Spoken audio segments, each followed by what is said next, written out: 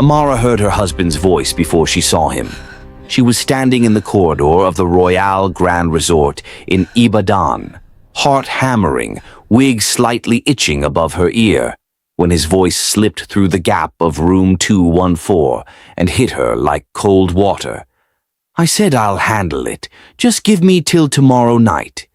Then a woman's voice, sharp, furious, cutting through the door like a blade. "Tomorrow?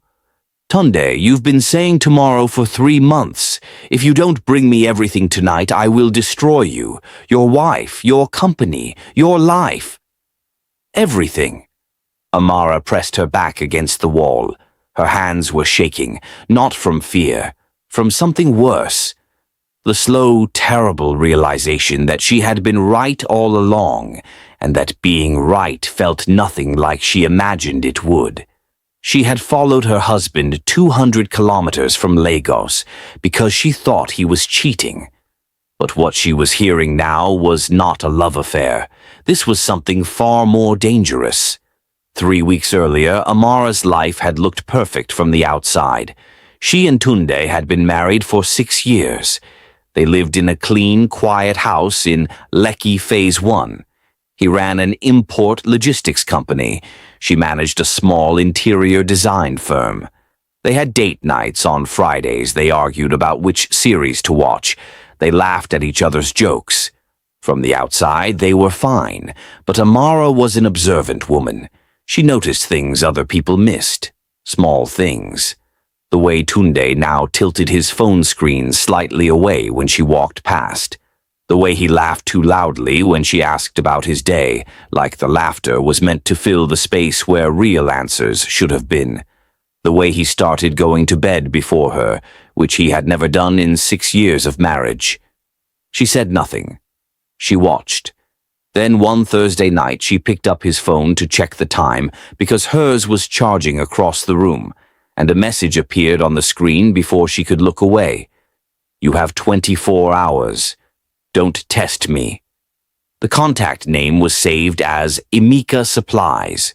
Tunde did not have a supplier named Emeka. She knew his supplier list. She had helped him build it. Amara set the phone down quietly. She walked to the kitchen and poured herself a glass of water she did not drink. She stood at the counter for a long time looking at nothing. She did not cry. She did not confront him. She made a decision instead. Tunde announced the trip 4 days later. He came home with that particular energy he had when he was performing normalcy. Too cheerful, too relaxed, bringing her chin-chin from the roadside cellar she liked, talking about a contract he had secured like everything was wonderful and bright. "I have to go to Abuja next weekend," he said, sitting across from her at dinner. "Business, federal procurement thing. Might be 2 or 3 days." "Okay," Amara said, and smiled at him. She was already planning. That same night, she went through his jacket pocket while he slept. She found a printed hotel booking, not Abuja. Ibadan, Royal Grand Resort, Ibadan. Check-in, Saturday. Check-out, Monday. She photographed it with her phone. She put the paper back. She climbed back into bed beside her husband and lay there in the dark with her eyes open, thinking clearly, thinking calmly, the way she always thought when something important needed to be done. She needed help, but she had to be careful about who she trusted. She called Kola the next morning. Kola was Tunde's best friend from university. He and Tunde had been close for 15 years, the kind of friendship where they showed up to each other's weddings, called each other on bad days, kept each other's secrets. Amara had always liked Kola. He was easy to talk to, funny in a dry way, and he had always treated her with a kind of gentle, steady attention that she had read as brotherly warmth. She told him she wanted to surprise Tunde, said she had discovered he wasn't really going to Abuja, and she wanted to show up and catch him off guard. Romantically, she said, laughing softly into the phone. "You know how he always says I'm not spontaneous? Let me prove him wrong." There was a pause on the line. "He's going to Ibadan," Kola said. Amara had not told him that. "How do you know?" she asked, keeping her voice light. Another pause. "He mentioned it, in passing, some hotel near Ring Road. Royale Grand?" "Yeah. Yeah, I think so." Amara said nothing for a moment. Then she said, "Will you take me? I don't want to go alone. You can drop me and leave before he sees you." Kola agreed. He agreed quickly. Too quickly. But Amara filed that away and said thank you and asked him to pick her up Saturday morning at 8. She had learned something important. Kola already knew where Tunde was going, which meant Kola was not as innocent in this as he appeared. She didn't confront him about it.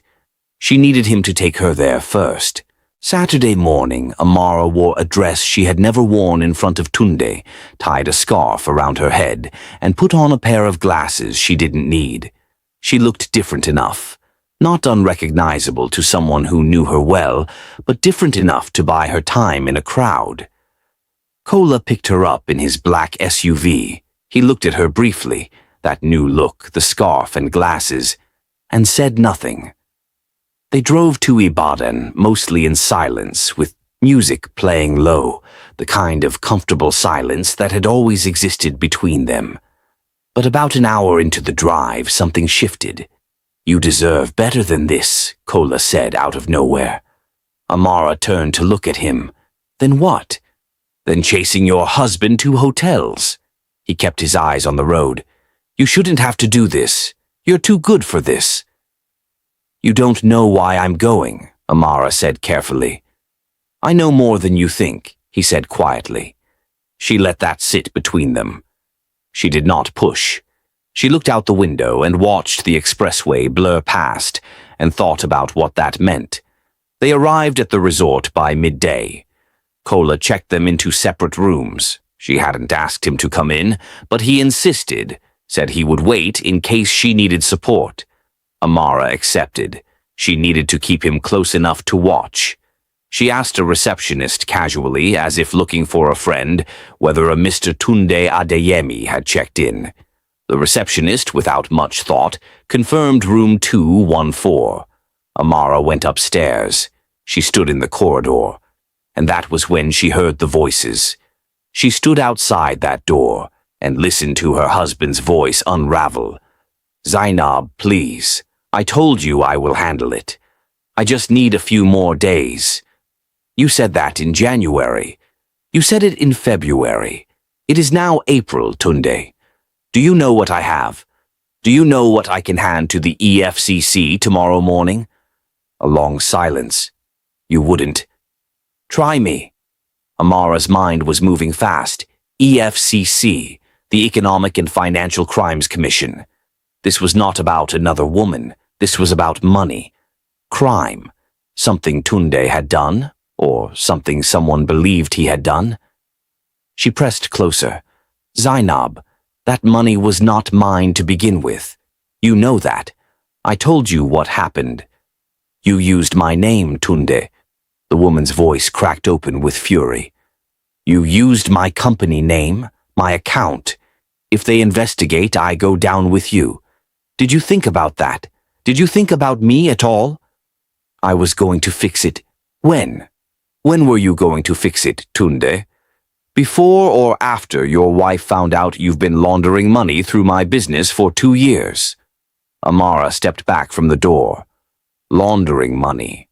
2 years. She stood in the corridor and breathed slowly and did not make a sound.